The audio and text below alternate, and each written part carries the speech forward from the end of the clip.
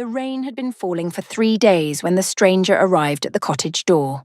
Vivian Hartley heard the pounding through the drumming of water on the thatch above, a desperate, rhythmic sound that spoke of urgency rather than mere inconvenience. She set aside her mortar and pestle, wiping her hands on her apron as she crossed the small front room of the cottage that had been her sanctuary for the past 5 years. The village of Thornhaven knew her as the Widow Grey, a quiet woman of modest means who kept to herself and tended the sick when the physician from the larger town could not be bothered to make the journey. They did not know that she had once danced in ballrooms lit by 1,000 candles, that she had worn silk instead of homespun, that her father had been a baron before disgrace had stripped everything away. She preferred it that way. Anonymity had become her armour, obscuring her shield against a world that had already taken everything she had ever loved. The pounding came again, more insistent this time. Vivian lifted the latch and opened the door to find a coachman standing in the downpour, his greatcoat streaming water, his face tight with barely controlled panic. Behind him, through the sheets of rain, she could make out the dark bulk of a carriage, far finer than any that typically passed through this forgotten corner of the countryside. "Please," the coachman gasped, his breath coming in ragged bursts. "Are you the healer?" They said in the village there was a woman who could help. "I am she," Vivian replied, her voice calm despite the sudden quickening of her pulse. "What has happened?" "My master," the man said, gesturing toward the carriage. "He has been shot. We were set upon by highwaymen 2 miles back. The physician in the last town refused to come out in this weather, said it was too dangerous. But my master, he cannot wait for the storm to pass. He is losing blood." Vivian did not hesitate. She grabbed her cloak from the hook by the door and her leather satchel of medicines from the table. "Take me to him." The interior of the carriage was dark, lit only by a single swaying lantern that cast grotesque shadows across the velvet seats. A man lay across the bench, his shirt torn open, a makeshift bandage pressed against his side that had already soaked through with crimson. In the dim light, Vivian could make out broad shoulders, dark hair plastered to a pale forehead, and features that might have been handsome had they not been contorted with pain. "He is unconscious," the coachman said from behind her. "Has been for the last hour." Vivian climbed into the carriage, her practiced hands already reaching for the wound. "Help me get him inside. He cannot be moved far, but I cannot work properly in here." What followed was a blur of desperate activity. The coachman and the footman who had been riding on the box somehow managed to carry their master through the rain and into Vivian's cottage. They laid him on the narrow bed in her small sleeping chamber, and she immediately set to work, cutting away the ruined shirt, examining the wound with steady hands that belied the racing of her heart. "The ball passed through," she announced after a thorough examination. "That is fortunate. Had it lodged, I would have had to extract it, and in these conditions, the risk of infection would be far greater." She looked up at the 2 servants, reading the fear in their eyes. "I will do everything I can, but I must be honest with you. He has lost a great deal of blood, and the next few hours will be critical. Is there anyone who should be notified? Anyone who should be sent for?" The coachman and footman exchanged a glance laden with meaning that Vivian could not interpret. "No, miss," the coachman said finally. His Grace was travelling in secret. He would not want anyone to know of this. His Grace. The word struck Vivian like a physical blow, though she was careful to keep her expression neutral. She was tending to a nobleman then, perhaps even a peer of the highest rank. She had not been wrong about the quality of the carriage, the fineness of the man's clothing despite its current ruined state. For a moment the old fear rose in her throat, the terror that her identity might be discovered, that the carefully constructed life she had built might crumble around her. But the man on her bed was dying, and whatever he was to the world outside this cottage, here he was simply a patient who needed her help. "Go to the village inn," she instructed the servants. "Take rooms there.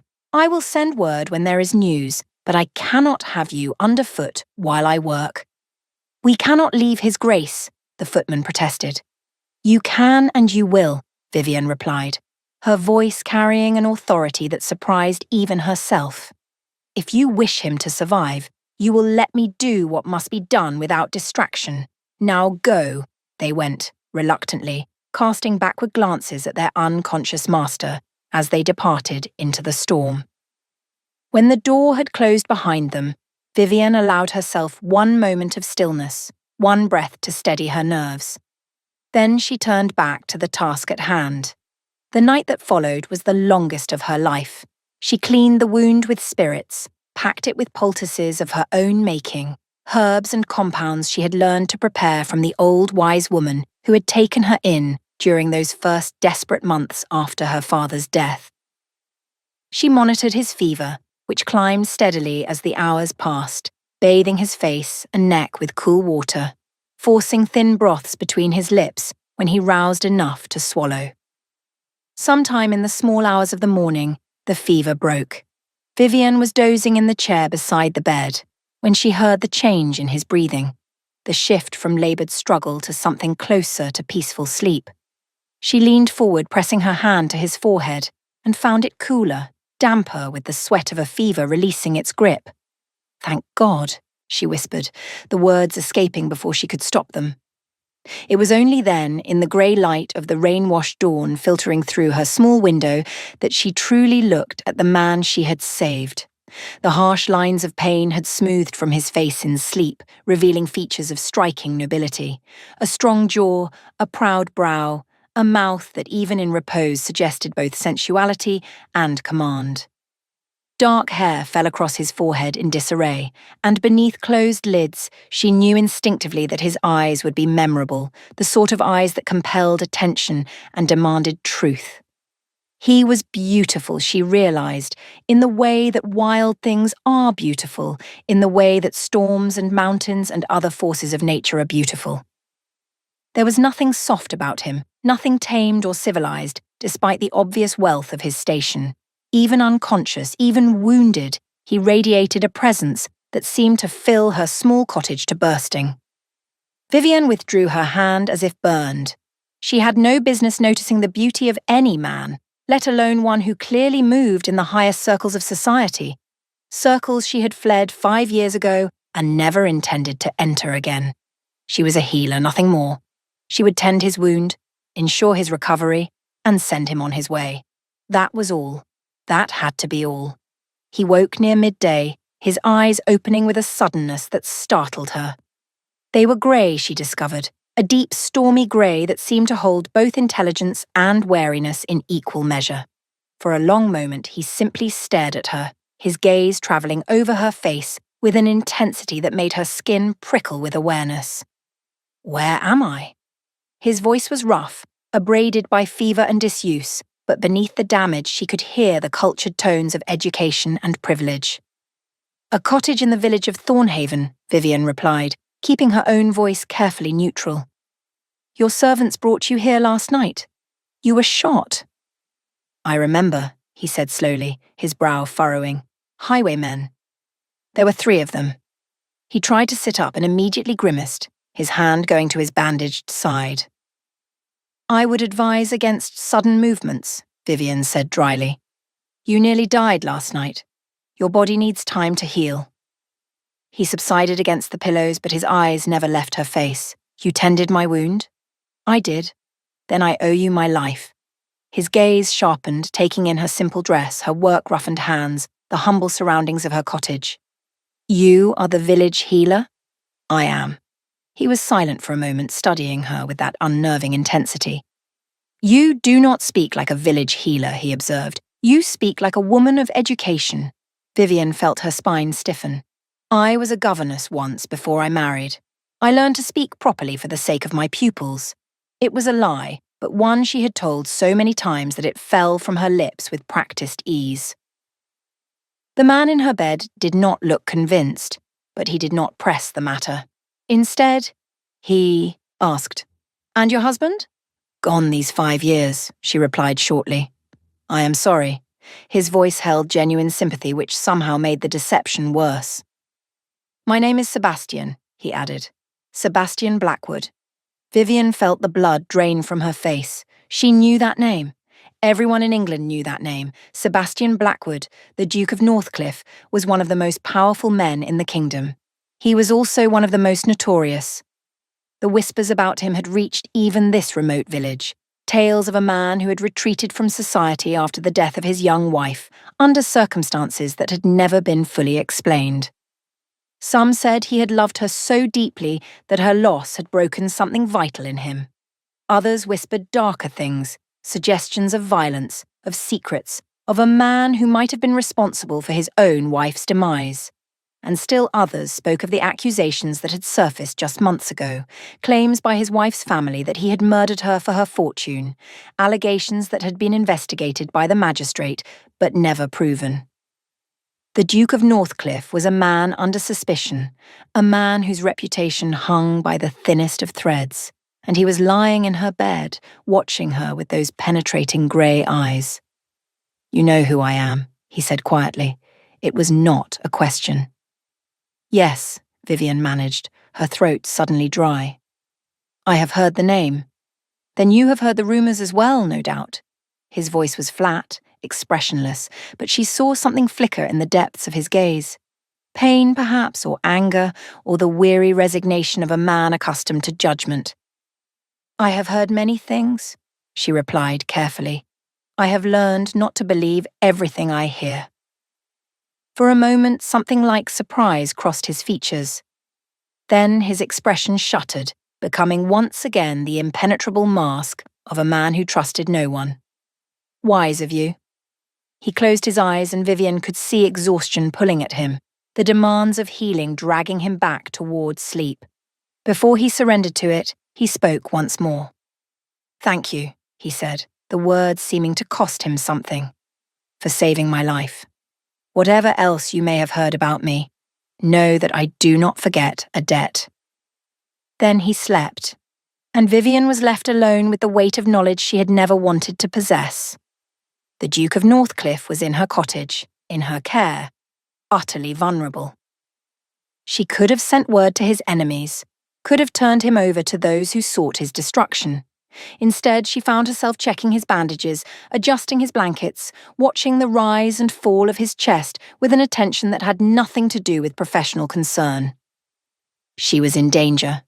She knew it with a certainty that settled into her bones like cold. Not physical danger, for despite the rumours, she did not believe this man capable of harming her. The danger was far more insidious. For the first time in 5 years, Vivian Hartley felt the stirring of something she had thought permanently extinguished. Hope. And hope, she knew from bitter experience, was the most treacherous emotion of all. The days that followed established a rhythm that Vivian found both comforting and terrifying. She tended to the Duke's wound each morning and evening, changing his bandages, applying fresh poultices, monitoring the slow but steady progress of his healing. They spoke during these ministrations, brief exchanges at first, then gradually longer conversations as his strength returned and her guard began to lower despite her best efforts. She learned that he had been travelling to a remote property in the north, a hunting lodge he had not visited in years, seeking solitude away from the whispers and stares that followed him everywhere in London. The highwaymen had been an unexpected complication, one that had nearly cost him his life. What he did not speak of, not directly, was the shadow that hung over him. The accusations, the investigation, the wife whose death had transformed him from one of society's most celebrated figures into its most whispered-about pariah. But Vivian could see the weight of it in the lines around his eyes, in the bitter twist of his mouth when he thought she was not watching, in the careful way he deflected any question that ventured too close to the truth of his past. For her part, she revealed nothing of her own history, maintaining the fiction of the widowed governess with a consistency born of long practice. But she found, to her dismay, that the lies tasted increasingly bitter on her tongue. There was something about Sebastian Blackwood that invited honesty, some quality of attention in the way he listened that made her want to tell him everything, to lay bare the secrets she had guarded so carefully for so long. She resisted the impulse. Some secrets, once revealed, could never be taken back. On the 5th day, he was strong enough to leave the bed for short periods, and Vivian found him standing at her window, looking out at the rain-washed garden beyond. He was dressed in a shirt the coachman had brought from the village, far too plain for a duke but serviceable enough, and his dark hair had been pushed back from his face in a manner that made him look almost approachable. "Your garden is well tended," he observed without turning. "It seems incongruous with everything else about this place. The cottage is modest, the furnishings simple, but the garden speaks of someone who has known beauty and cannot bear to live entirely without it." Vivian felt her heart stutter in her chest. He was too perceptive by half, this man. Too observant. Too capable of seeing past the surfaces she had so carefully constructed. "I find peace in growing things," she said carefully. "It requires little expense, only time and attention." He turned then, his grey eyes finding hers with that unsettling directness.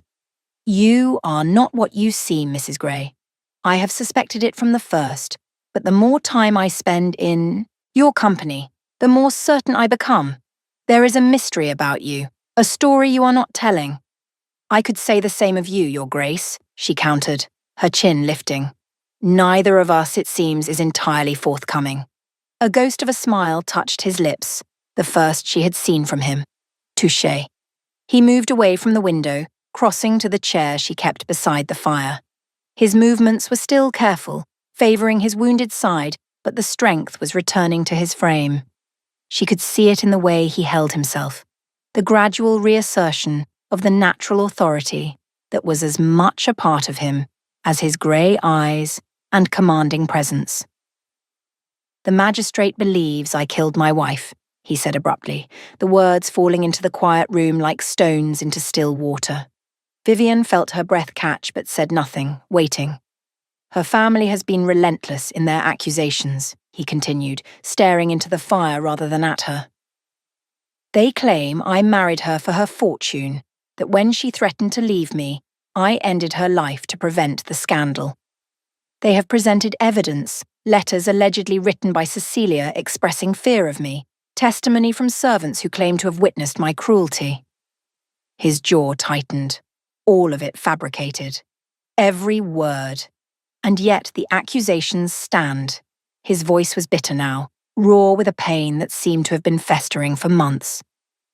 "The truth is that Cecilia was ill, a wasting sickness that no physician could diagnose or treat. I watched her fade over the course of 2 years, watched the woman I had married disappear piece by piece until the body that remained bore no resemblance to the vibrant creature who had captivated me at her first season." His hands clenched on the arms of the chair. "I did not kill her. I loved her. And when she finally slipped away, I was holding her hand, begging her not to leave me. But her family, they never approved of our match. I was not wealthy enough for their ambitions, not connected enough to the right circles. They had wanted a royal duke. A mere duke of ancient but modest lineage was beneath their aspirations for their precious daughter." Vivian listened in silence, her heart aching with the pain in his voice. Whatever she had expected from the notorious Duke of Northcliffe, it was not this raw, wounded honesty, this evidence of a grief that had never properly healed. "When Cecilia died and her fortune came to me as her husband, they saw an opportunity," Sebastian continued. "If they could prove I had murdered her, her will would be invalidated and everything would revert to her family. They have spent the last year trying to destroy me, and they are succeeding. The investigation may have found insufficient evidence to bring charges, but in the court of public opinion, I have already been convicted." He finally looked at her, his grey eyes bleak. "So now you know the truth, or at least my version of it. You may believe it or not, as you choose. Most do not." "I believe you," Vivian said quietly. The words surprised her almost as much as they seemed to surprise him. His eyes widened slightly, searching her face for mockery or pity, and finding neither. "Why?" he asked, the single word carrying a weight of desperate hope that made her chest tighten. "Because I know what it is to be accused of things you did not do, she replied, the admission slipping out before she could stop it. Because I know how the world can turn against you based on nothing but rumor and spite. And because, she added more softly, when you speak of your wife, I hear love, not malice. I hear grief, not guilt. His expression shifted, the mask cracking to reveal something vulnerable beneath. Mrs. Gray, he began. Vivian, she corrected, the name emerging from some place she had thought permanently sealed. My name is Vivian, not Gray. Hartley. Vivian Hartley. The moment the words left her lips, she knew she had made a terrible mistake. She had given him her true name, the name that connected her to a past she had spent 5 years trying to escape. But it was too late to take it back, and some part of her, some reckless, foolish part that had apparently survived all her attempts to crush it, did not want to. Sebastian was looking at her with new intensity, turning the name over in his mind. Hartley, he repeated slowly. I knew a family by that name once, Baron Hartley and his daughter. There was a scandal years ago, something about debts, fraud. The Baron died in disgrace, and the daughter disappeared. They said she had gone abroad, or perhaps to a convent. No one seemed to know for certain.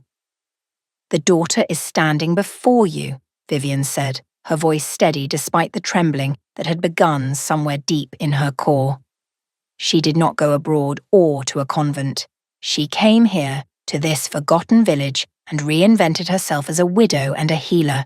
She built a new life from the ashes of the old one, and she has been hiding ever since. Sebastian stared at her, understanding dawning in his eyes. You are Baron Hartley's daughter. Yes. His brow furrowed. But the scandal, the accusations of fraud, if I remember correctly, your father was said to have cheated several noble families out of considerable sums. My father was guilty of many things, Vivian said, the old pain rising in her throat. He was a gambler, a spendthrift, a man who made promises he could not keep. But the fraud, the deliberate deception they accused him of, that was not his doing. It was his partner's. A man who used my father's name and reputation to perpetrate his schemes, then vanished when the edifice collapsed. My father died of shame, but he was not the architect of his own destruction. He was the scapegoat. And you, Sebastian said slowly, you have been hiding here all these years, bearing the weight of his disgrace, unable to clear his name or your own. She nodded, not trusting her voice. Why have you not come forward? Surely there must be evidence? Some way to prove your father's innocence. Vivian laughed, the sound hollow and bitter. The evidence exists. I have it. Letters, documents, proof that my father's partner was the true villain. But the partner, you see, was connected to powerful people. People who would rather see the truth buried than face the scandal of their own association with a fraud. I tried once to bring the evidence forward. I was warned, in terms I could not misunderstand, that if I persisted, I would face far worse than social ruin. She met his eyes, her own burning with 5 years of suppressed fury and grief. So I disappeared. I let the world believe I had fled in shame, and I built this quiet life where no one knew my name or my history. I survived, Your Grace. That was all I could do. The silence that followed her confession was absolute. Sebastian sat motionless in his chair, his grey eyes never leaving her face, his expression unreadable. Vivian felt exposed, stripped bare in a way she had not experienced since those terrible days after her father's death, when the creditors had come to claim everything, when the friends who had danced at her debut had turned away as if she carried some contagion. She waited for his judgment for the contempt or pity that she expected from anyone who learned the truth of her origins. Instead, he rose from his chair, crossed the small room in 3 strides, and took her hands in his. We are alike then, he said, his voice rough. Both of us accused of crimes we did not commit. Both of us paying for the sins of others. Both of us hiding from a world that would rather believe the worst than seek the truth. His hands were warm around hers, strong and steady, and Vivian felt something crack open in her chest, something that had been frozen for so long she had forgotten it could thaw. I did not expect this, she whispered. Any of this. Nor did I, he replied. When I came to this village, I was seeking only solitude, a place to escape the relentless persecution that has become my life. Instead, I found you, a woman who sees me clearly, who does not flinch from my reputation or my wounds, a woman who has known her own persecution and emerged with her dignity intact. His thumbs traced gentle circles on the backs of her hands, and Vivienne shivered at the intimacy of the touch. Vivienne, he said, her true name sounding like music on his lips. I am not a man given to impulse or sentiment. I learned long ago to guard my heart against the cruelties of the world. But you have breached those defenses without even trying. I find myself thinking of you constantly, wondering what you might say about this observation or that thought, imagining your smile, yearning for your company even when you are standing before me. She should stop him. She knew she should. Whatever was growing between them could only end in disaster. He was a duke, one of the highest-ranked men in England, even if his reputation was currently in tatters. She was the disgraced daughter of a ruined baron, living under an assumed name in a forgotten village. There was no future for them, no possibility of a life together that would not destroy them both.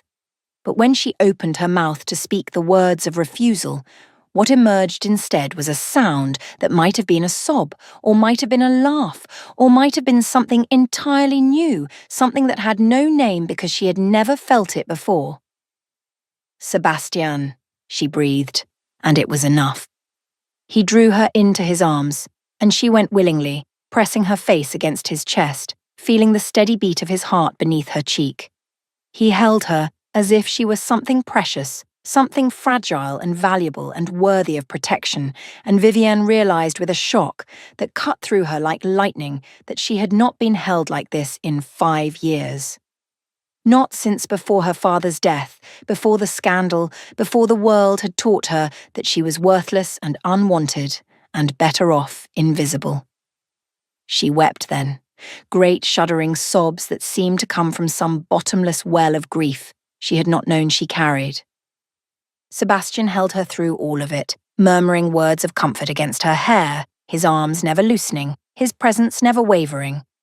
When the storm finally passed, she raised her tear-stained face to find him watching her with an expression of such tender concern that it nearly undid her all over again. I am sorry, she said, her voice raw. I do not know what came over me. Do not apologize, he replied, brushing a strand of hair from her damp cheek. You have been strong for so long, Vivienne. You have carried your burdens alone, without complaint, without support. It is no weakness to finally set them down, even if only for a moment. She stared at him, this man who had appeared in her life like a storm and disrupted everything she had so carefully built. How is it, she asked wonderingly, that you understand me so completely? We understand each other, he corrected gently. Perhaps that is why fate brought me to your door. Not merely to have my wound tended, but to find the one person in the world who knows what it is to be judged and found wanting for crimes not your own. The one person who might believe in my innocence because she has lived the same injustice. He was going to kiss her.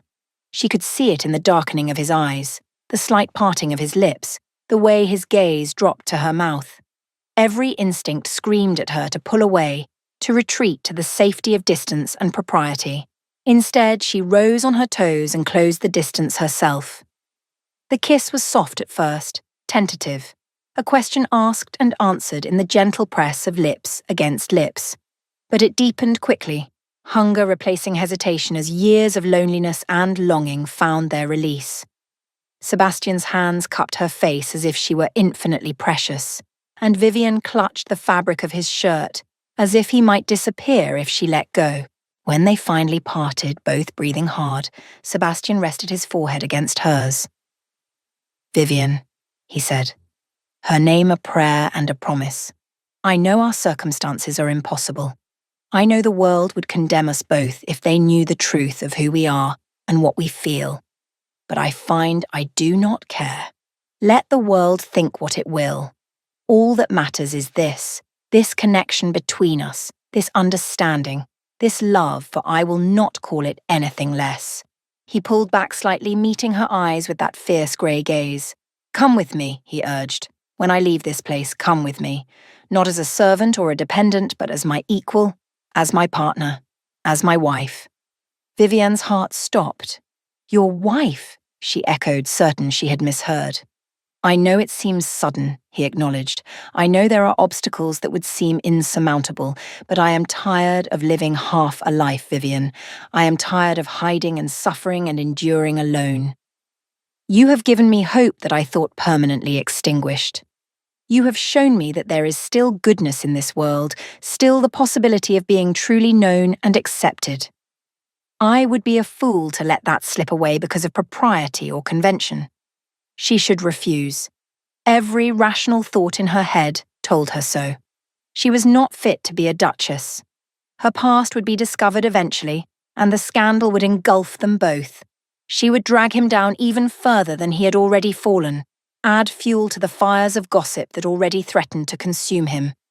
And yet, when she looked into his eyes, she saw not a duke or a scandal or an impossible dream. She saw Sebastian, the man who had arrived on her doorstep bleeding and desperate, the man who had watched her with such intensity and listened with such attention, the man who had shared his deepest wound and accepted hers in return without judgment or condemnation.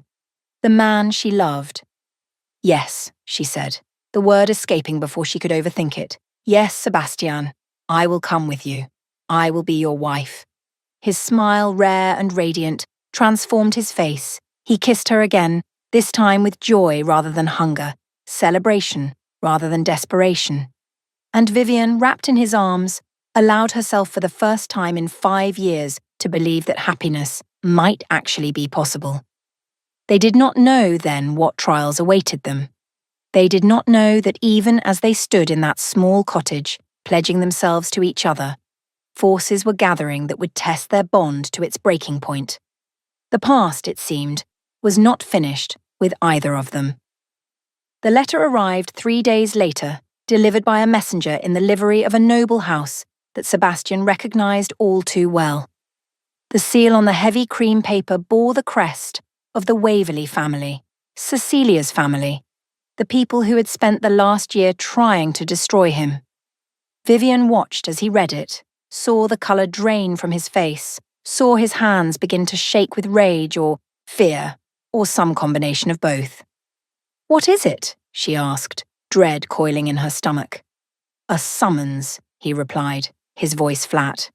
The Waverleys have petitioned Parliament for a formal inquiry into Cecilia's death. They claim to have new evidence, a witness who will testify that I confessed to the murder. He looked up at her, and in his eyes she saw something she had never seen there before. Despair. It is over, Vivienne. They have found a way to destroy me. The formal inquiry convened in London 3 weeks later, in a wood-panelled chamber that smelled of old books and older power.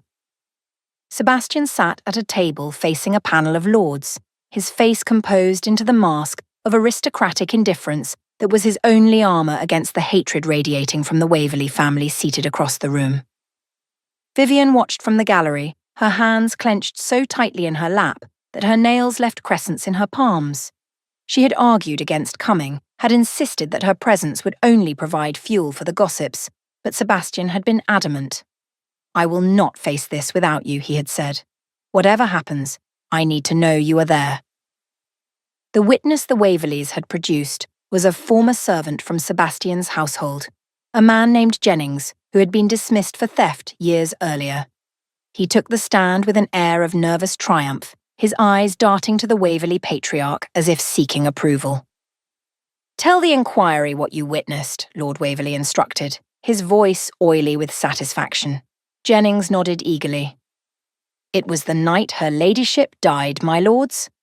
I was passing by the Duke's study when I heard voices raised in anger. I stopped to listen, being curious-like, and I heard his grace say clear as day that he wished her ladyship were dead, that she was a millstone around his neck, that he would be rid of her one way or another. A murmur rippled through the chamber. Sebastian's face remained impassive, but Vivienne could see the white-knuckled grip of his hands beneath the table. "And did you see anything that night?" Lord Waverley pressed.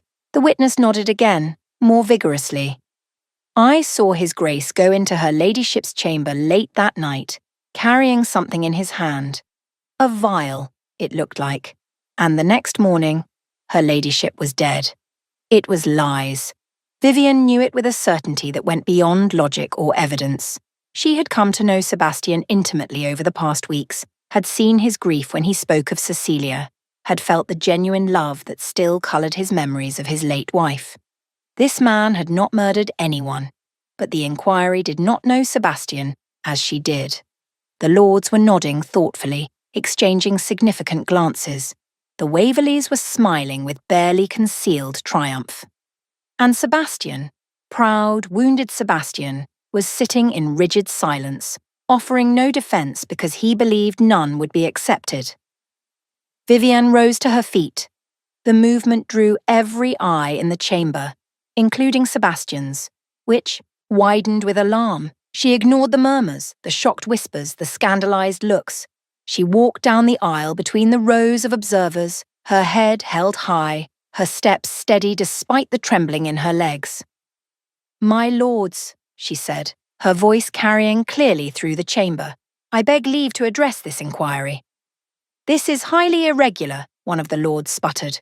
"Who are you, madam?" "I am Vivienne Hartley," she replied, and saw the ripple of recognition that passed through the chamber at the name, daughter of the late Baron Hartley, and I have evidence that bears directly on these proceedings. The chamber erupted in chaos. The Waverleys were on their feet, protesting. The lords were conferring in urgent whispers. Sebastian was staring at her with an expression of mingled hope and terror, clearly afraid that she was about to sacrifice herself for his sake. Vivienne waited until the noise subsided, then spoke again. "The witness you have heard today is a known liar and thief who was dismissed from the Duke of Northcliffe's service for stealing silver. I have documentation proving that he was subsequently employed by the Waverley family and has been receiving payment from them for the past year. Payment that coincides precisely with the timing of these accusations." She reached into her reticule and withdrew a sheaf of papers. "Furthermore, I have here correspondence between Lord Waverley and his solicitor discussing the fabrication of evidence against the Duke, including the recruitment of witnesses willing to perjure themselves for sufficient compensation." The silence that followed was absolute. Lord Waverley had gone pale, his smug expression replaced by something closer to panic. His solicitor was edging toward the door. The lords were staring at the papers in Vivienne's hand with expressions of dawning fury. "How did you come by these documents?" the senior lord demanded. "They were given to me by someone who witnessed their creation," Vivienne replied. "Someone who could no longer stomach the injustice being perpetrated in the name of family honour." She did not mention that the someone was a maid in the Waverley household who had been courted and abandoned by Lord Waverley's younger son, a woman with grievances of her own who had been all too happy to provide the evidence that would bring her former employers to ruin. The inquiry dissolved into accusations and counter-accusations, but the outcome was no longer in doubt. The lords ordered an immediate investigation into the Waverley claims, and by the end of the day it was Lord Waverley facing charges of conspiracy and perjury rather than Sebastian facing charges of murder. In the carriage returning to Sebastian's townhouse, he turned to Vivienne with an expression she could not quite read. "You saved me," he said simply. "You put yourself at risk, revealed your identity to all of London, and saved me."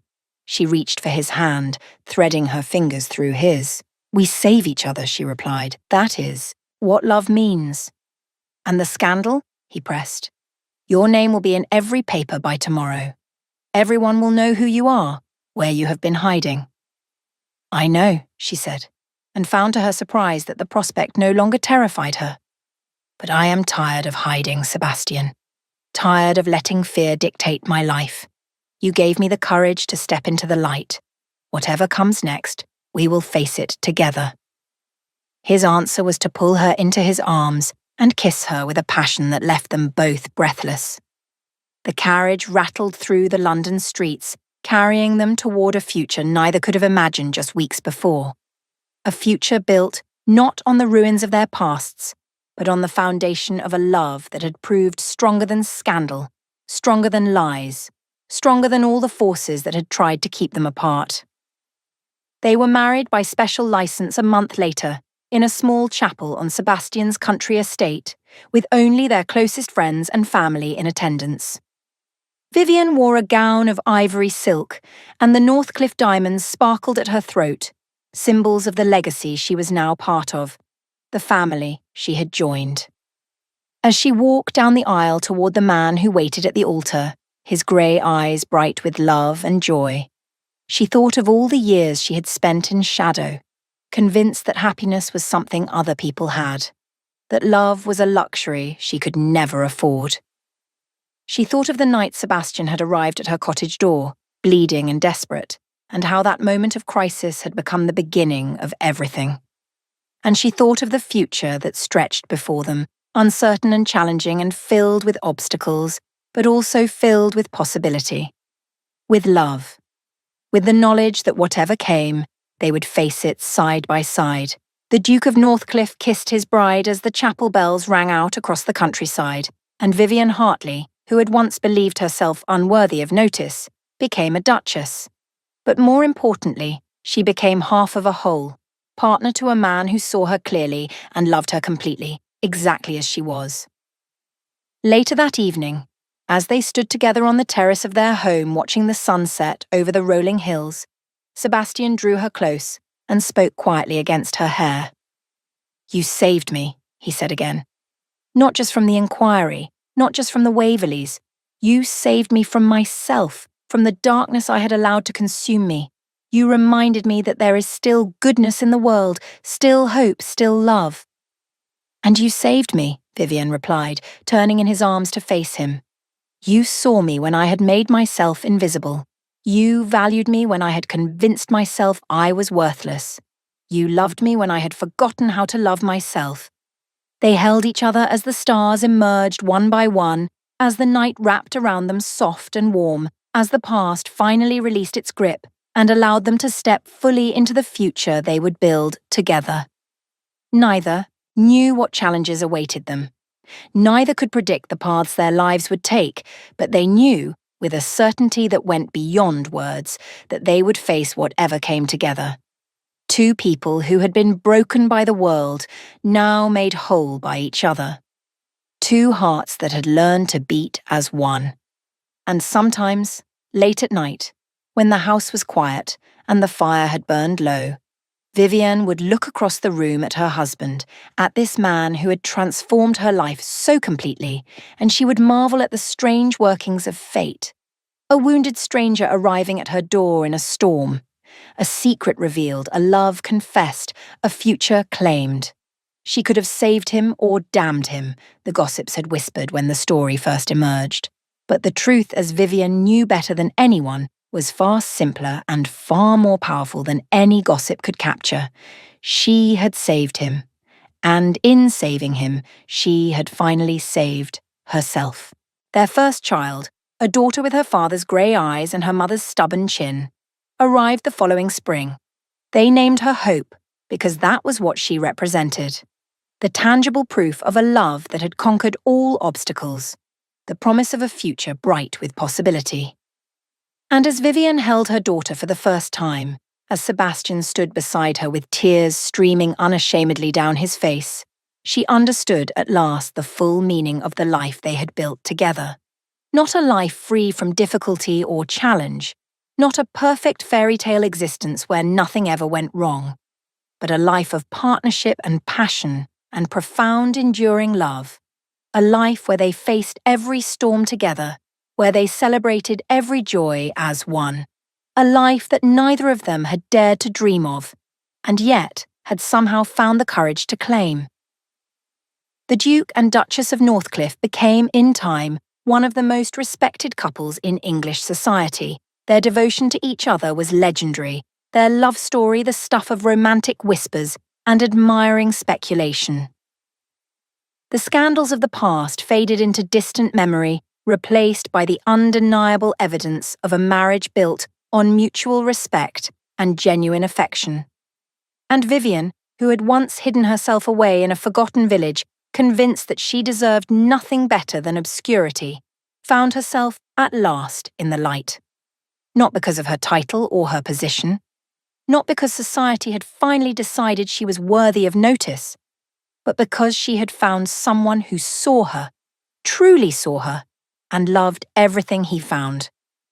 That, in the end, was the greatest gift of all. If this story of redemption, love, and finding light in the darkness touched your heart, please take a moment to like, subscribe, and share with someone who might need to hear that it is never too late to be seen, never too late to be loved, never too late to claim the happiness you deserve. Until next time, remember that the most powerful force in any story is not scandal or circumstance, but the courage to believe that you are worthy of love, because you are.